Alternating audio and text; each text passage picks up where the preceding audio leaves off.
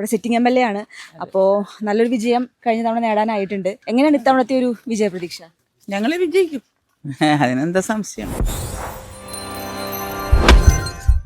ജനങ്ങൾക്ക് ഞങ്ങളോടുള്ള വിശ്വാസം ഞങ്ങൾ പാലിച്ചുകൊണ്ട് തന്നെ മുന്നോട്ട് പോകുന്നത്. കോടിക്കണക്കിന് രൂപയുടെ വികസന പ്രവർത്തനം നടക്കുന്നതിൻ്റെ ഭാഗമായിട്ടാണ് ഏറ്റവും വലിയ പാലം പെരുമ്പളം പാലം ഇപ്പോൾ പൂർത്തീകരിച്ചു. 51 കോടിയുടെ ആശുപത്രി പൂർത്തീകരിച്ചു, ഉദ്ഘാടനം ചെയ്യപ്പെട്ടു.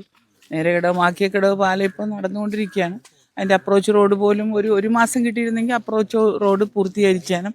പക്ഷേ ഇപ്പോൾ പെരുമാറ്റച്ചട്ടം വന്നപ്പോൾ നമുക്കത് ചെയ്യാൻ പറ്റാത്ത സാഹചര്യമുണ്ട്. അതുപോലെ വ്യക്തിഗത ആനുകൂല്യങ്ങളും, അതായത് പെൻഷനാകട്ടെ, 35 വയസ്സുള്ള സ്ത്രീകൾക്ക് 1000 രൂപ വെച്ചാകട്ടെ, ഇതെല്ലാം കൊടുത്തുകൊണ്ടിരിക്കുകയാണ് ഗവൺമെൻറ്.